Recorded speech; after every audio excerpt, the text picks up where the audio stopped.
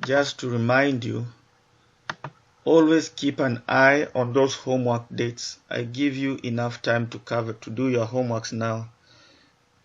I don't like the emails that keep on coming into my inbox telling me to extend it, because you have more than enough time. And I think it's because it's more than enough time that some of you forget to do the homework.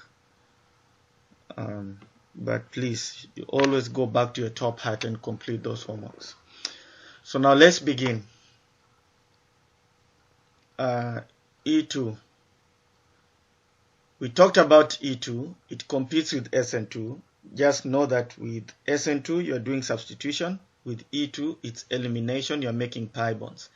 The reason you're seeing this huge ship with a big boat, with the big nets, with the floaters on it, is because those guys right there bought the net, and the net was made by a company, by a polymer chemist who synthesized the polymer that made the net. The polymer must have been made from double bonds, when double bonds open up to link up to make chains. One of the processes of making those double bonds is E2. The other one obviously is E1, but you know E1 is very limited in utility. So E2 is the best reaction of making pi bonds, and those pi bonds can open up chaining sideways, left and right. You get a long chain, what we will call polyethene or polyethene, poly meaning many. We're going to cover that chapter last in this course. So that's why I think we have this picture of the huge net, fishing net, or whatever it is. I don't know. I think it's a fishing net because I see floaters.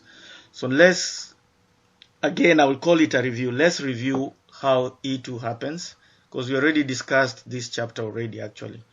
The content is just what we already discussed. So I'll remind you that E2 stands for elimination, and it's bimolecular. Someone has a question? I think we only did I don't think we did chapter 10 yet. We just... Huh? I don't think we did chapter 10 yet. You said that we already went through E2. So No, we already went through E2 when I was discussing chapter 8 and 9. Okay, so like the information in chapter 10 is already talked about. We already covered it in chapter 8 and 9. But I'm doing it anyway because of one single rule that needs to be emphasized. Okay. Now you get what I mean? Is the test on chapter 7, 8, and 9? Everything that was not tested on exam 2 will be covered in exam 3. Exam 3 is usually a block of chapters because the information is tied within together. You see, SN2 was described with E2, SN1 was described with SN2, and now E2 is here. We compared E2 to E1 last class. So all those are 4 chapters already. So anything that was not tested in exam 2 will be tested in exam 3. And like I said, exam 3 is 2 weeks to your final exam. Is that April 30th?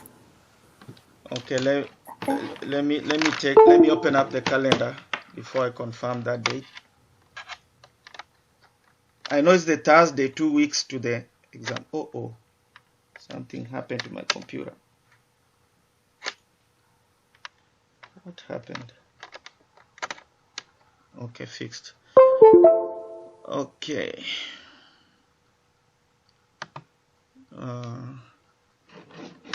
I think I have a calendar in my phone. So let's see, when is your exam final according to your syllabus? Let's see.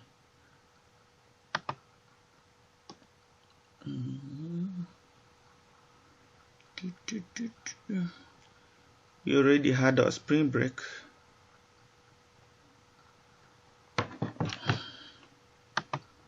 I wish I brought my mouse, because this thing is not letting me do. Okay, syllabus. Someone see the syllabus?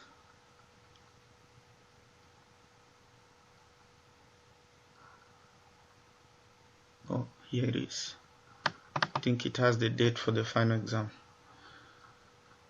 Okay. So the Thursday, 2 weeks before the final, whichever point we'll have reached, that's what's gonna be tested. And you already have the exam 3 examples on Moodle. So final exam is Monday, May 11. Monday, May 11. So open up my calendar. Okay.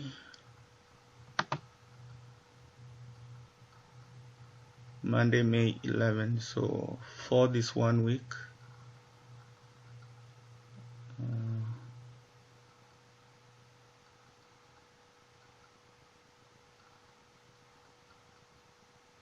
the last day of classes. Let me check. Because it looks like your test should be on the 30th. Yeah. It should be on the 30th. Going back. That's roughly 2 weeks. The Thursday. It's either the 30th or the 28th. Which one do you choose? The 30th. 30th. Okay. 30th. 30th stays. The formatting of the test will be similar to the formatting of exam 2. The time duration very similar, like, you know, when I said the test will be open at this time and will be closed at this time, you'll have the similar hour durations to start the test. The actual test duration will be the same. Okay, so settled. April 30th, because I think the last day of the class might be this week, somewhere in this week, somewhere here, or Monday 4th. Let me just check. So we'll have more information after the third exam before the final? It depends. It's tough to answer that because of COVID. Because sometimes I usually end with exam 3. Sometimes I have one more class. Okay, if we have time for it, can we do like review? Yeah, I would prefer I do a review instead of doing one more class because of COVID. Thank you. Yeah. So whichever point, again I repeat, whichever point we'll have reached on Thursday, that point will mark for me the end of it. Then whatever time is left because of COVID, I would rather use it for review. I don't know about you, but that's what I think. Just to wrap things up. Agreed. Do you want me to put a voting things, or are we agreeing all together right now so I can take it the way it is? Then send an email. You mean do the exam on the 30th and then 2 days of review before whatever days, if it's 2 days or 1 day. I'm not sure which is the last day. I don't know if it's the 7th, the last day, or the 6th. It's one of those should be the last day of classes. My email is not opening up. So I think let's just say any time left is for review, regardless.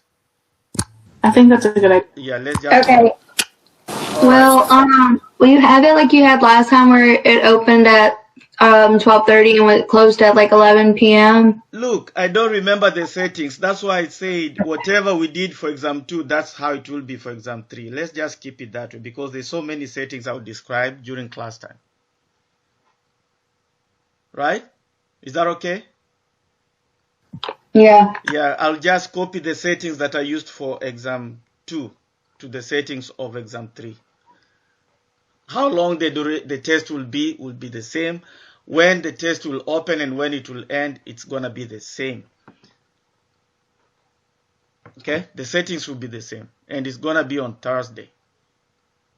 So please mark your diaries, mark your planners, so that we know we are on time. But I'm still going to send an email so that it also reminds me there's just too much I can memorize right now. Okay, so let's proceed. Corona has really messed up the timetable of everyone, and we are all trying to make it work. So hopefully we'll end well. All right, so like I said, much of the information I'll talk about today is already touched on previous chapters. So to me, it's kind of a review in quotes. But let's call it chapter 10 because that's how it's split in the book. So E2. E stands for elimination, 2 means bimolecular because the concentration of the base and the concentration of the substrate determines the rate determining step. And it's gonna compete with SN2 because both of them are concerted. Concerted means they occur at the same time, which means there's no carbocation intermediate. You will see carbocation intermediates in E1. E1 will show carbocation intermediate, SN1 will show carbocation intermediate. But SN2 and E2, there's no carbocation intermediate. So that's why they compete. So it always depends on what's provided here, because most of the bases will tend to be nucleophile, which will cause SN2. That's why E2 competes with SN2. Now remember, with SN2 we said it's dependent on, so the rate for SN2, the equation was K constant, which is always determined in the lab by experiments, concentration of the nucleophile multiplied by the concentration of the electrophile. So whatever was the electrophile is now going to be called a substrate, what's being acted on. And then whatever was called the nucleophile might play the role of the base. Not all nucleophiles are bases, but all bases tend to be nucleophiles. Okay, and that's where the E2 meets SN2 to compete. All right, and just to say one more thing to say ahead is what we discussed before. The size of the base will determine. If the base is bulky, you get Hoffman product. If the base is less bulky, what type of product do you get? Someone tell me. We talked about it. It starts with a Z. Zaitsev product. And that's why I told you chapter 10 is just typically a review of what we already discussed. So E2 requires strong bases, and the base must physically remove what we call a beta proton from an adjacent carbon. For example, if you have this structure not showing the hydrogens, so you'd either take out that hydrogen or take out that hydrogen. Why? Because they are sitting on beta carbon, which makes those hydrogens beta hydrogens. So the base will take one of those hydrogens, but in today's class, we're gonna say that the hydrogen to be taken out must be 180 degrees apart, and that's the anti-periplanar rule that we'll talk about, and anti-coplanar rule. So for now, just know the base must take out a hydrogen sitting on a carbon next to the alpha carbon. The carbon next to the alpha carbon is called the beta carbon. The alpha carbon bears the leaving group. So the base typically will come, if this is a base, it's going to take out a hydrogen, you make a double bond, and that leaves. The reaction is concerted, like we said. It happens at once, and you're going to make this double bond. Okay? So remember, the size of the base, very important. Ethoxide, an ethyl group with an oxygen on it with a negative charge is called ethoxide. That's a strong base. But apart from that, we also going to identify it as small. CH3O is definitely going to be also a strong base. So it's a strong base, but at the same time, it's small. Now, if you use this guy, that butoxide, where you have 3 CH3s, it's a strong base, agreed, but it's bulky. So this is strong base, but it's big or bulky. So that's the guy that gives you the less substituted alkene we call Zaitsev product because of the size. And again, the methoxide and ethoxide are strong nucleophiles too because they are small and they have the negative charges on them, so they can play the role of nucleophiles. So what stops SN2 in this reaction? Someone unmute your microphone and tell me. We know strong bases used in E2 can also be strong nucleophiles which means they can cause SN2. So what stops SN2 in the reaction presented? What hinders SN2?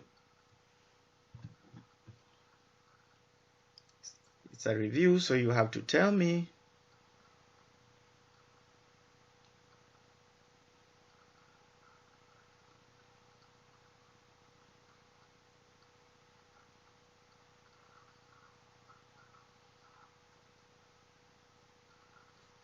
Is it because of the stereoisomers? No, it's because this solvent right here, this plays the role of a solvent, is protic. SN2 wants a protic solvent. You forgot that?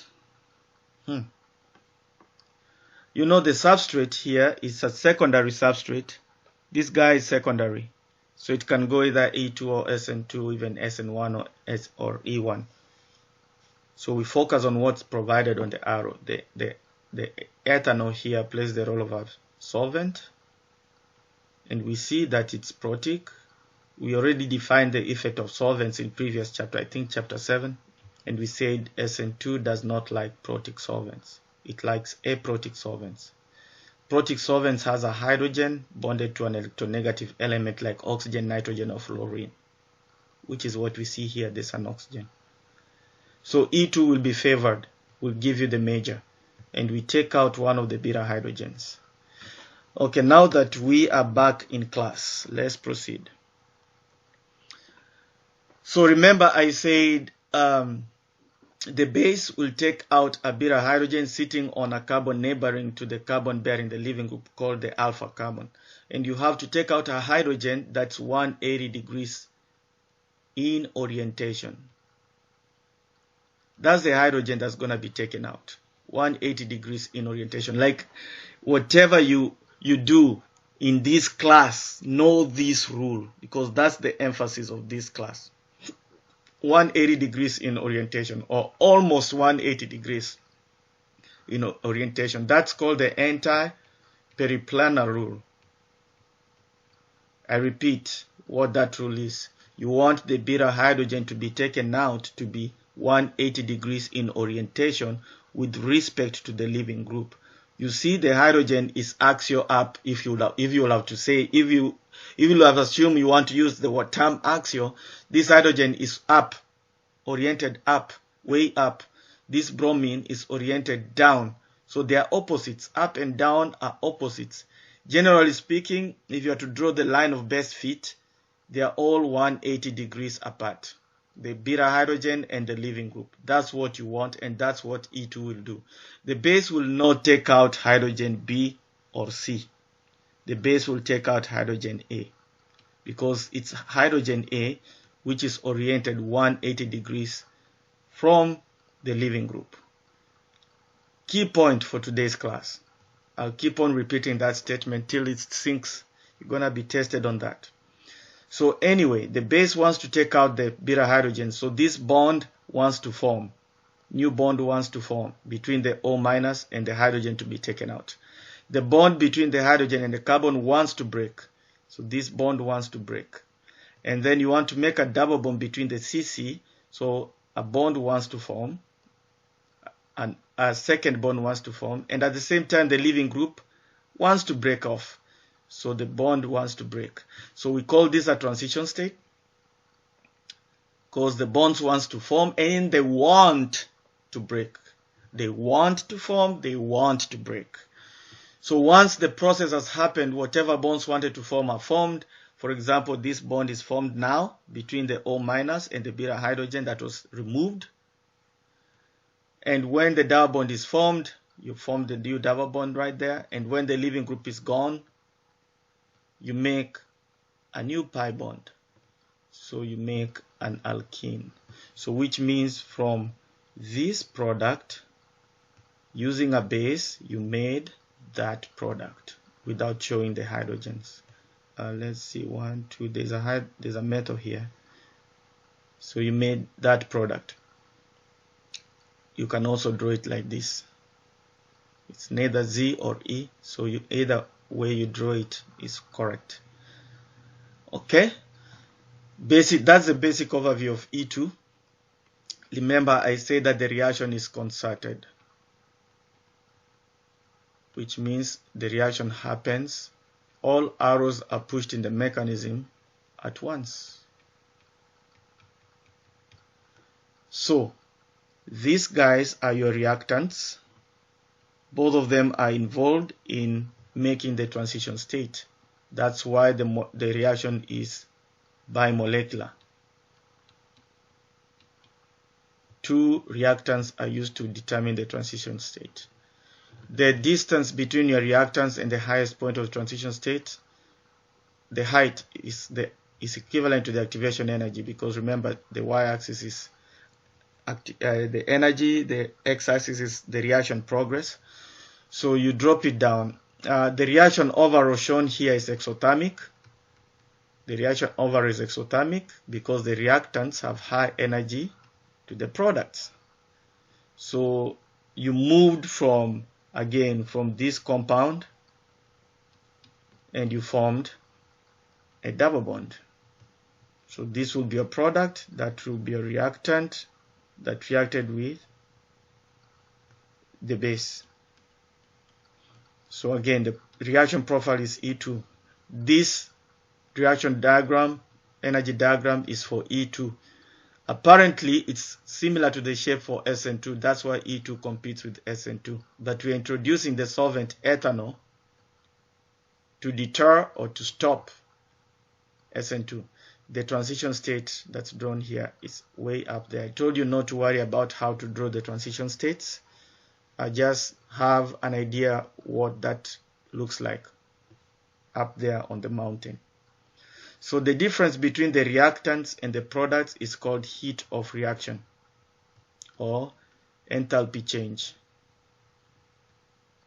Enthalpy change, heat of reaction. I'm labeling this graph because if it comes, you'll be asked to identify the products, the transition state, the activation energy, the heat of reaction, and the overall type of energy profile represented. Is it exothermic or endothermic? Okay. Someone give me the answer. Apply Z-save rule. If you've forgotten Z-save rule, in paraphrasing it goes like this. So in reactions where pi bonds are formed, the most substituted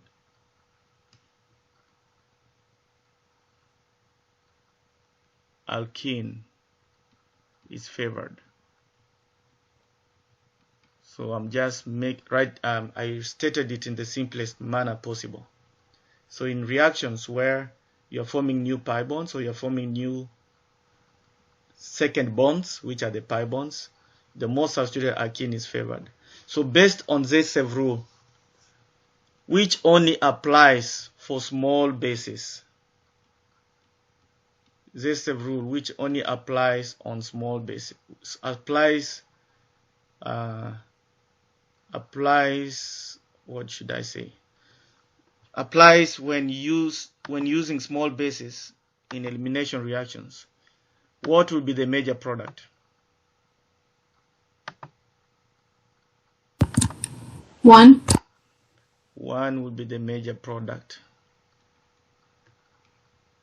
Okay, I agree. So Z-save rule only applies when using small, less bulky bases. Now, I already told you, if you have a methoxide or you have an ethoxide, I think even a propoxide where you have 3 carbons, we take it to be small bases. And this is an ethoxide.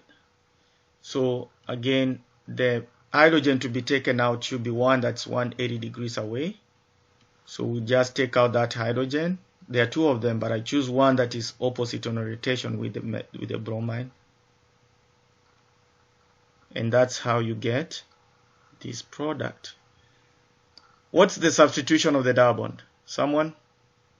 Mono substituted, di substituted, tri or tetra? Try substitute. Yeah, this guy is tri substituted. How do I know that? You have 3 carbons bonded directly to the double bond. This one, you have only 2. You have only 2 carbons directly bonded to the double bond, so this will be di-substituted. Now, how will you form the di-substituted? By taking out the least hindered beta hydrogen. Of course, again, I'm gonna look for the one that is in opposite stereochemistry, opposite orientation, sorry, to the leaving group. So I'll use this hydrogen and just put it away. I think I'm missing a metal here. So if this happens, then you're gonna get that. Okay, so this one is called the Zaitsev product that I mentioned in the first slide. This one is gonna be called Hofmann product. It comes when it's formed when you make the least substituted alkene out of the 2 choices, or out of the many choices you have in the reaction. Do you have a question on that?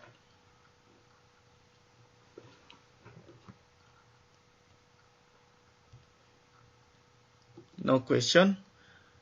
Next slide. So remember, the Zaitsev and Hofmann products define the regioselectivity, which means a given hydrogen on one region of the molecule will be taken out. So it's selective for E2 has regioselectivity, which means we really have to choose the right beta hydrogen to take out from a specific side of the molecule, from a specific region of the molecule. That's regioselectivity.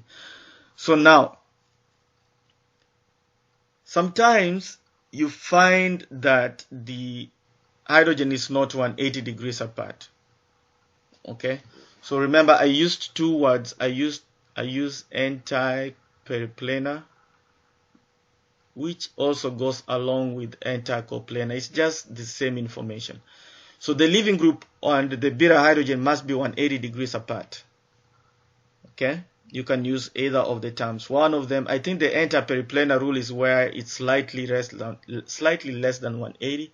Anti-coplanar, I think, is where you have 180 degrees apart exactly. But it's the same concept. So if you were to consider these 2 molecules,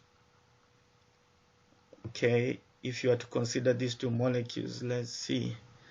One can draw the different Newman projections. So you can draw, in fact, maybe I should just draw the molecule without the wedges. So you'll see what I mean. We already did Newman projections. So if your eye is looking this way, okay, take this to be the blue hydrogen, and of course that's the bromine. Then this is what you'll see. Okay, so what type of conformation is that? Can someone tell me? What's the name given to this conformation?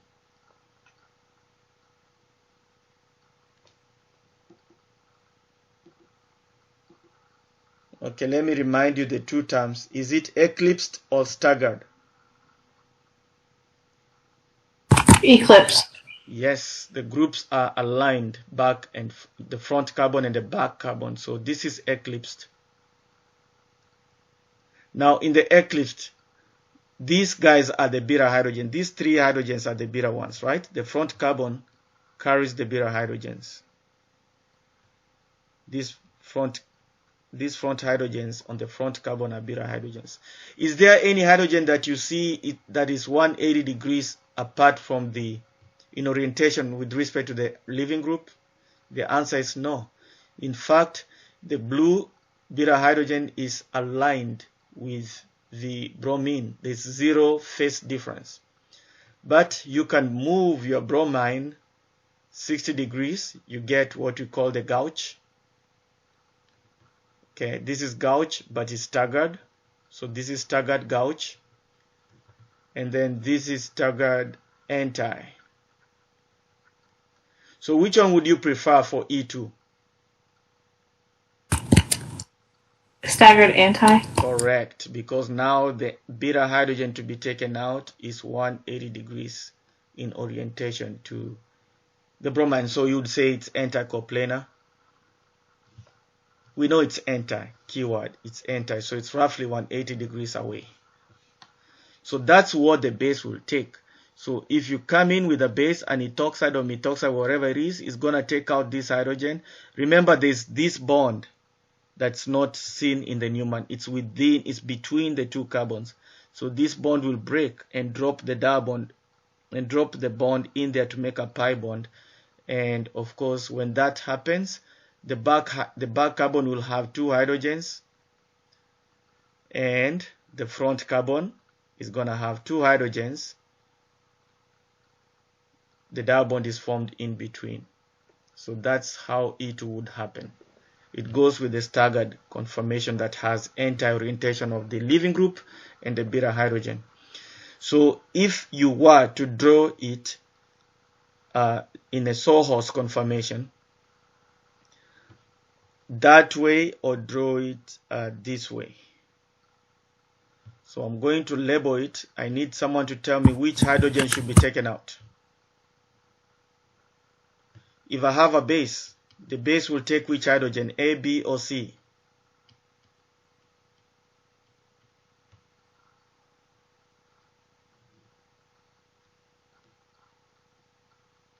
Someone tell me.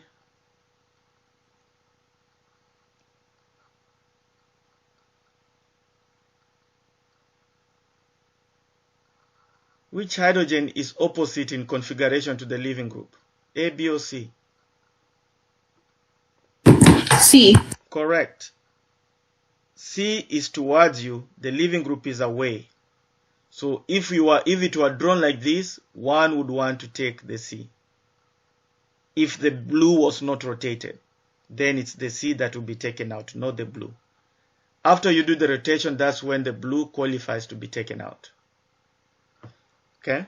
So you not only look at leaving groups that have regular bonds, you also want to check if you can use the wedges to determine. And that's what we'll be doing. That's what we'll be doing next. So here the leaving group is on the plane with the beta hydrogen, so you can take it out and then form it. Now remember, I used the term anti-periplanar. That is where the angle is slightly less than 180. But for your class, I just always say, take the anti-periplanar, anti-coplanar rule to imply the same thing. Okay? Let's do examples. Okay. Anti-coplanar elimination or anti-periplanar elimination. The dihedral angle between the beta hydrogen and the leaving group must be 180 degrees for a pi bond to form, for E2 to work. So the question is, in the following example of a stereospecific E2 reaction, only one product is formed. Which alkene is produced? By eyeball, you look at it and say, I think I know the answer. But I would strongly advise you not just to look at the molecule and jump for the answer. So let's check and see. Don't just look at 1 and 2 and say, oh, I see that one of them is sterically hindered. It doesn't apply that way for E2. You really have to draw out your beta hydrogens, if possible with their stereochemistries, and then judge from that. Okay, this is alpha carbon, so that's not beta hydrogen. So the other beta hydrogen could be here. So I'm going to draw all my beta hydrogens. And then I'm going to label them as A, B, C, D. Our base here is not bulky. So if it's not bulky, one should go for the Z-self product. Because the base, of course, there's a negative charge, so it's a strong base, and it's also small. For E2 reactions, you always want to qualify your base so that you'll know whether you're going Zaitsev or Hofmann. So tell me which hydrogen should be taken out by the strong small base. A, B, C, or D? B. B is B is wrong. B has the same configuration as the leaving group.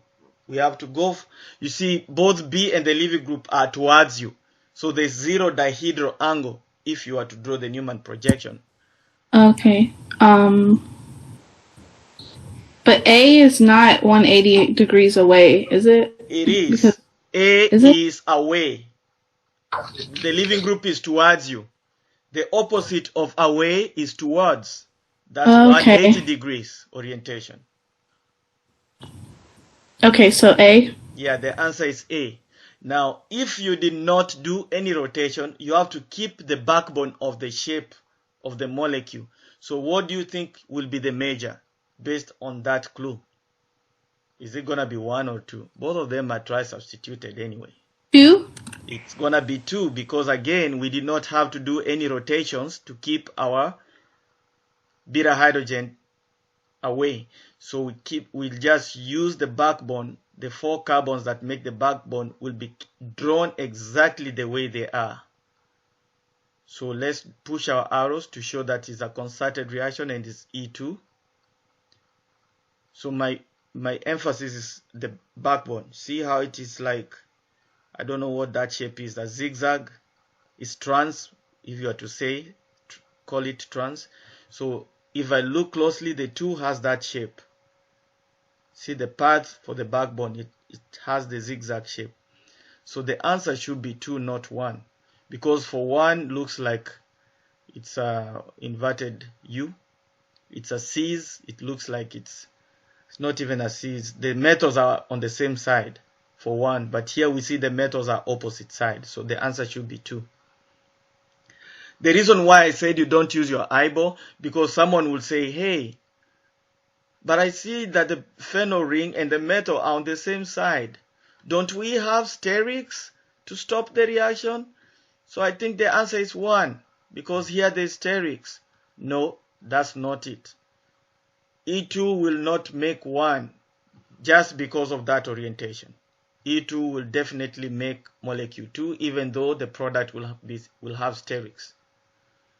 Okay, so the answer is 2. Okay.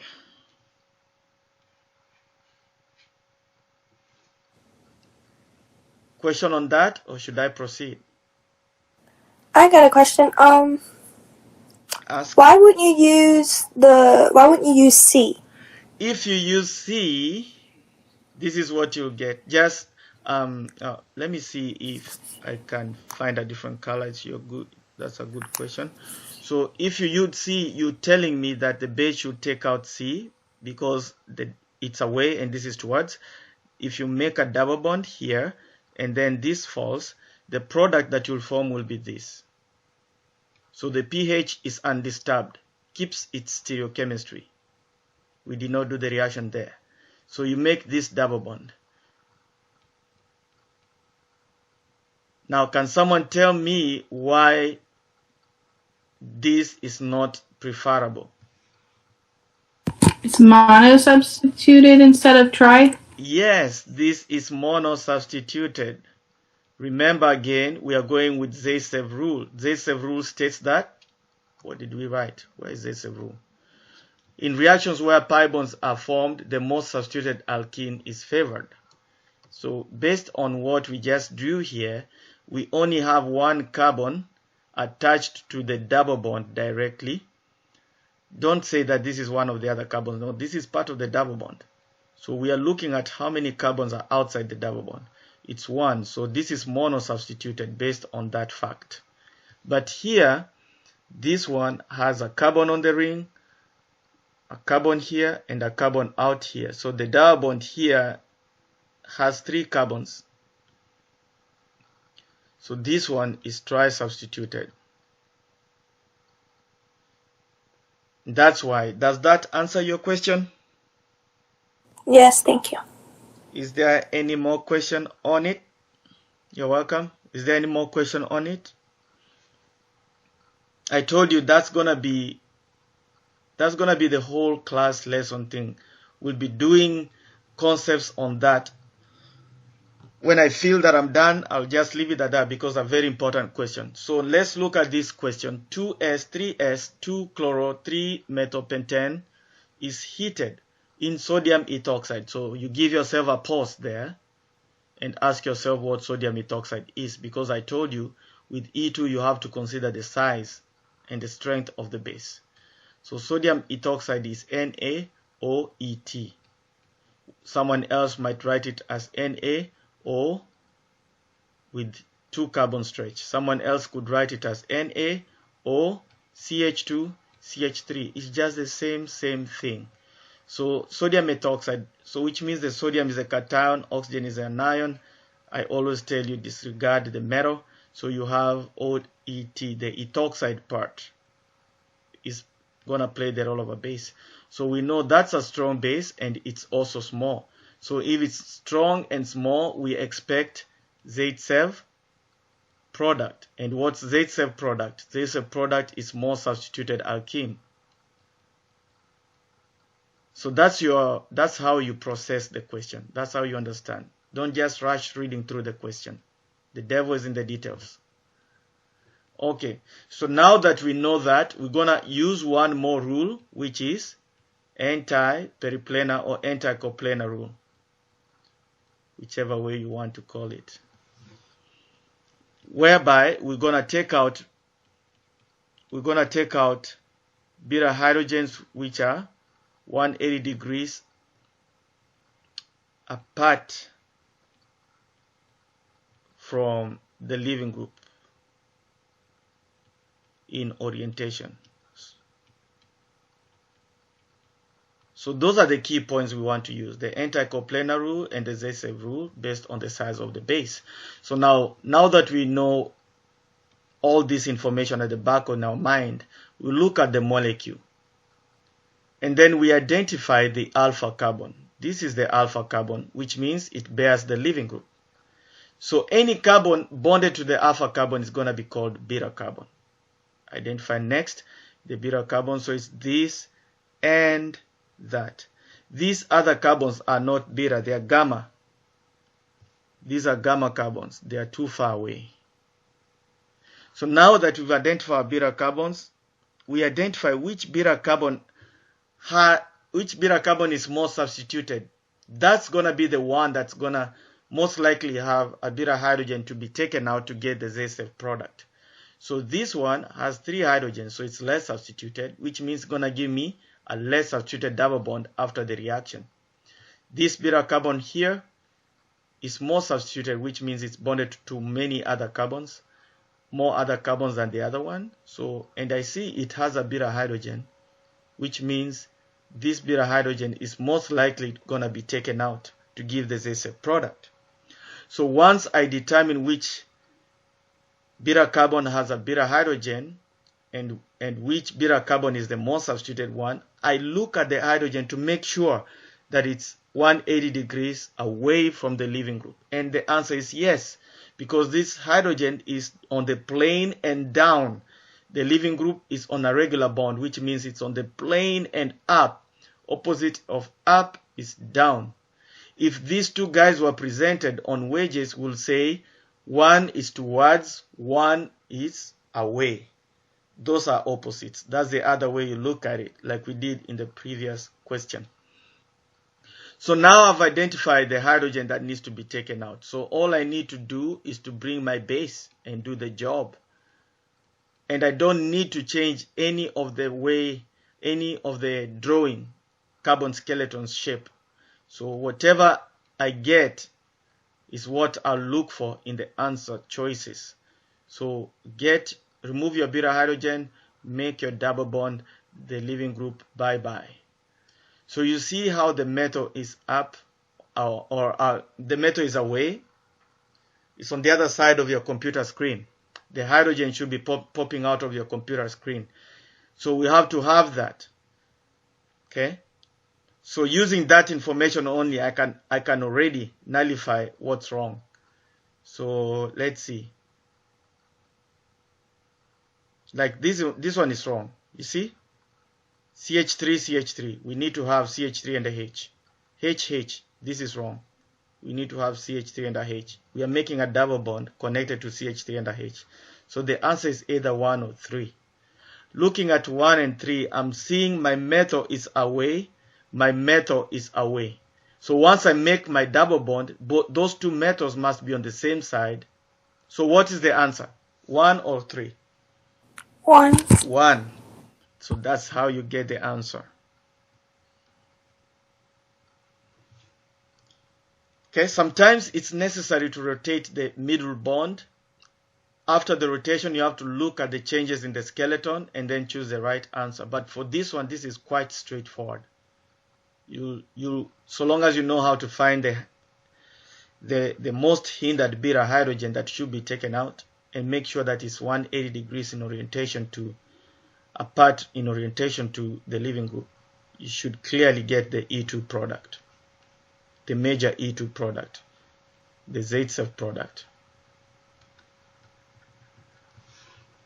Any question on that?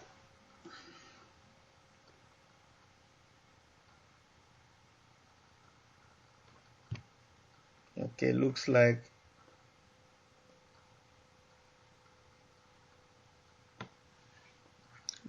it's clear. So I'm waiting for you to do that one. I'm gonna wait for 2.5 minutes.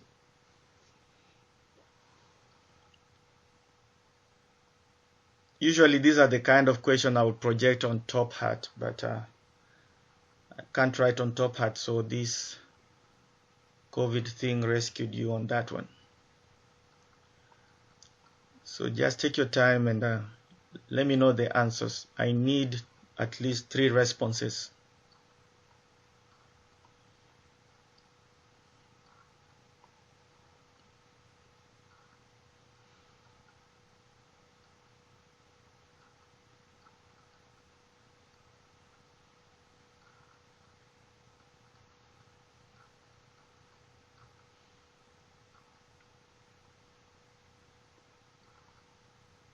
If you think you got your answer, just unmute your mic and let me know what you think the answer is.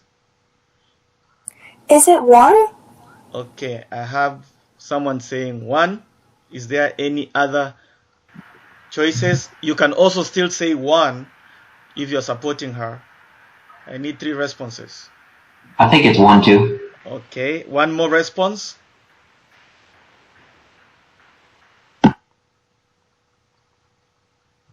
Or the rest are confused.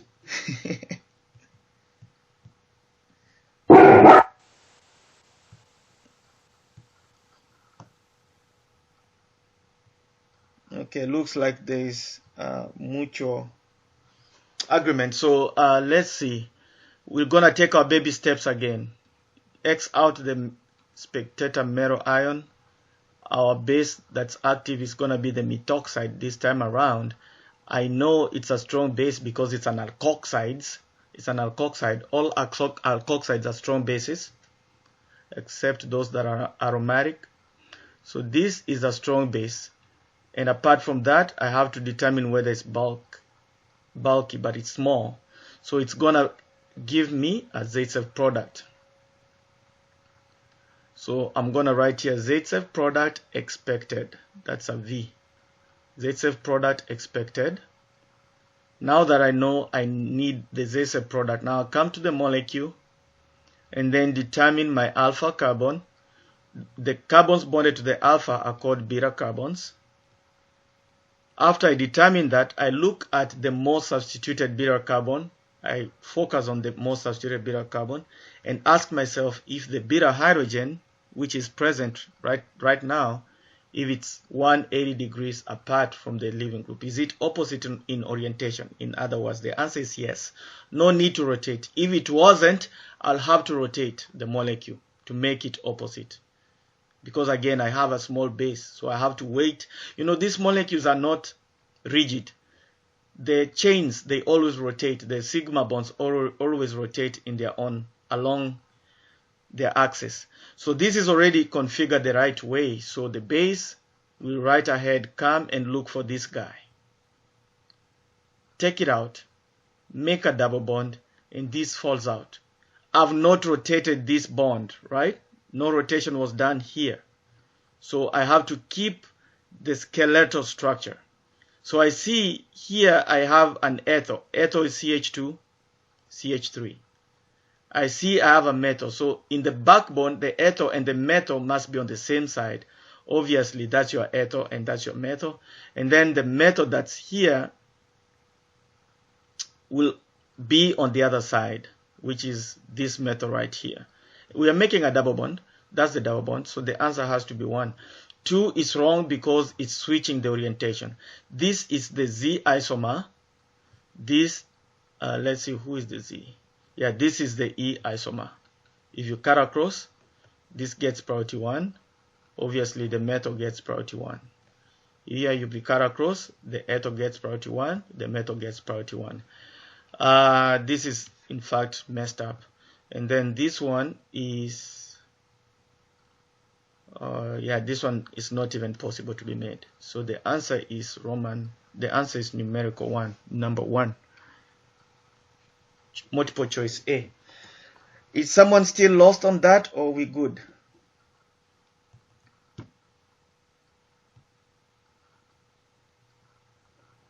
Okay. I'm glad you're getting it. It usually takes a lot of energy to explain these things. Okay, so what about where you have chairs? Here, those are just straight chains. What about where you have chairs? Which will be your product? What will be your product? Who is gonna be your major product? Okay, let me see. Can I select this or not? I cannot. So it tells me that the major product should be this one. Let's see. This is our leaving group. So this is the alpha carbon. So our beta carbons will be that and that. Okay, so I'm gonna show all possible beta hydrogens. We need to do that actually. So the question is, which of those beta hydrogen should be taken out? Is it gonna be A? Is it gonna be B? Or is it gonna be C? Someone tell me. Would it be B? Correct. B should be taken out. While A is sitting on a more substituted beta carbon, it's oriented wrongly and there's no chance for rotating the bond to make it opposite. Because it's a ring. Rings are rigid. The rings are rigid. They're rigid. They don't like being rotated across the bond like you do for acyclic structures like these ones. Okay, so now B will be taken out. Now, of course, I have to determine to make sure my base is strong and small. This is a strong base and small.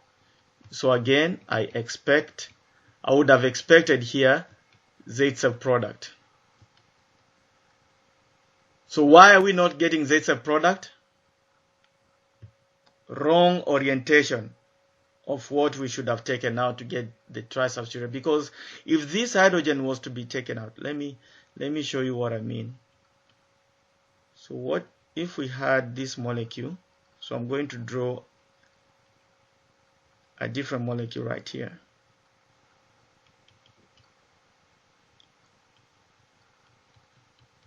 I'm switching the stereochemistry. So if this was the case, then anytime we would have gotten the Z-sub product, which would have given us the more substituted double bond. You see that? This double bond here is tri-substituted. And it would have been possible to take it out because the beta hydrogen is sitting on a more substituted beta carbon, and the beta hydrogen is opposite, is anti-periplanar, we say, to the leaving group. So the base is able to take that out. Okay? And that's how you get your Z-sub product. Up here, what's presented up here, this hydrogen here is not 180 degrees. Not 180 degrees from the leaving group, LG leaving group. So there's no chance of taking it out. So the base will look for another hydrogen to take out, and it's gonna just float around until it grabs this out, make a double bond, and that leaves. That is the product. In fact, it's the only product, only E2 product. Okay, so if the orientation of that beta hydrogen, the hydrogen C, if it was opposite, if we switch it, then we'll go for the Zaitsev product. So here we get the Hofmann product. Someone has a question, ask.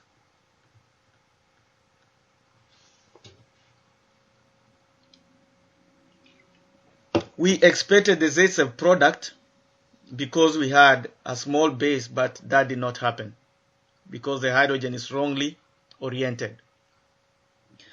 Now, this is explained in 2D. Let's look at the chairs and see.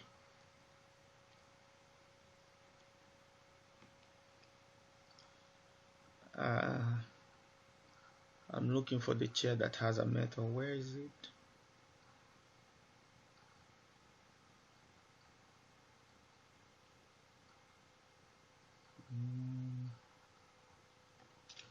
Where is my methyl group?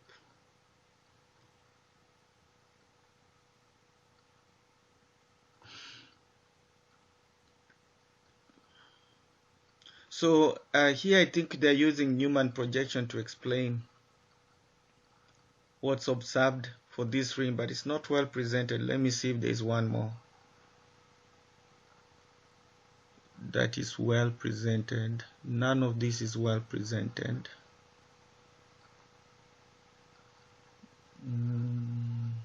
Yeah, this is the best one. This is the best slide to use to explain what I just talked about. So best slide to explain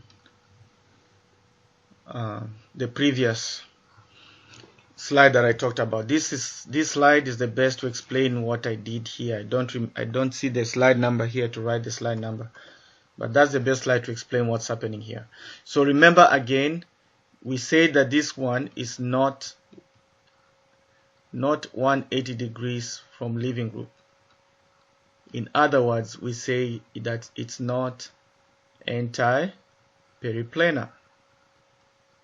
We need it to have a bond angle. If not 180, we want it to be approximately 180. And anti-periplanar or anti-coplanar, whichever term you want to use, is the same concept. So because it's not, the base is not going to take it out. Okay, the base will take out this one right here, because this hydrogen right there is anti-coplanar, anti-periplanar. Again, whichever term you want to use, it's 180 degrees. 180 degrees apart from the leaving group in orientation. So the base takes it out, you make a double bond, it leaves, and that's how you form this. Now the way to show it is using the ring flips. I hope you don't hate ring flips, but that's the only way I can explain it. So if you look at the green hydrogen, it has the shaded wedge, which means it must be up on the chair. If you look at the blue hydrogen labeled E, on carbon number 6, it's away. So on the chair, we usually say it needs to be down. On every carbon on the chair, you have one axial. So you already have one axial, which is the green HA. The bromine is down. On carbon number 1, the carbon number 1 is oriented down already, so the bromine must be axial down. Now compare the green hydrogen, the HA green hydrogen, and the leaving group. They are up and down. That's opposite. So that's the right one to take out. If you consider this HE right here, it's going to be this hydrogen here, which is sharing with the metal, which is towards you, which means the metal is up. So the hydrogen must be down equatorial. The angle between this hydrogen on carbon 2 and the leaving group is not 180. You see, it's not 180, it's less than 180. Way less than 180, so to speak. So this hydrogen is not going to be taken out. So explaining using chairs, you can see this hydrogen, the bond angle between the hydrogen and the bromine is less, way less. So it's way less than 180 degrees. But these two guys are 180 degrees apart. Okay, so we call that anti-coplanar. So that's why this green hydrogen is taken out and not the He on carbon 2, not the blue hydrogen on carbon 2. So that explains why we take that out, and that's how you get this product. You're making a double bond between carbon 1 and carbon 6, between carbon 1 and carbon 6, between carbon 1 and carbon 6, not between carbon 1 and 2 because of orientation. Do you have a question on that?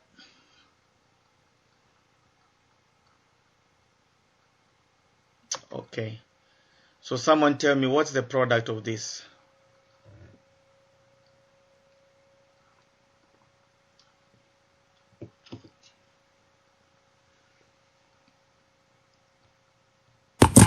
One. Almost hearing mixture of answers. So let's show. I'm only showing the beta hydrogens. So let's call that A, B, and C. This time our C is opposite in stereochemistry. Our base is small and strong. It's gonna go for the Z product, which means we can take that out this time around. So instead of getting this, we get that as the major. This will be the minor. This will be the minor or not observed. And of course, it's going to be the Z product because this is tri-substituted, while this one is di. This one here, it's the only product. There's no chance of making the Z product, the more substituted alkene. There's no chance. Because the hydrogen on carbon 2 is not opposite stereochemistry to the leaving group. Both of them are away.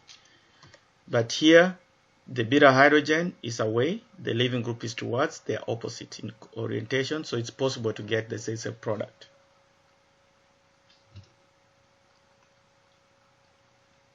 We call it a diaxial elimination. You know, remember what we said about stability of chairs. The chairs that have big groups axial is usually unstable, but unfortunately, that's what E2 will want. E2 will want to act on the chair that has big groups, the leaving group axial, either axial up or down, and then you take out the hydrogen, beta hydrogen, that's axial. Okay. So in summary, you always want to take out the beta hydrogen that's opposite to the leaving group. That's how you make a double bond. And that might lead to a Z product or E product. So right now you see the metal, this metal and this metal are trans. They are opposite. So the double bond formed when the base does this reaction, the double bond must be E or trans. Here, both metals are towards, you see? This is towards, this is towards. So after you make your double bond, you're gonna get the Z alkene, or you're gonna get otherwise called cis alkene. So depending on the skeleton, your carbon skeleton, you can either get the E or the Z alkenes. Okay? So the first one will give you E. Let's say call it trans because that's what the question is asking for. This gives you the trans alkene. Number 1 will give you the trans alkene. Number 2 should give you the cis alkene. Okay, and again, it's repeating and repeating. Who will be the most stable? The most stable, because you have both options, the most stable is going to be the trans one because this one is less. hindered. See, in cases where you have both options, the one that is less hindered will be favored. Both of them are die substituted, but this one will be the major. Why?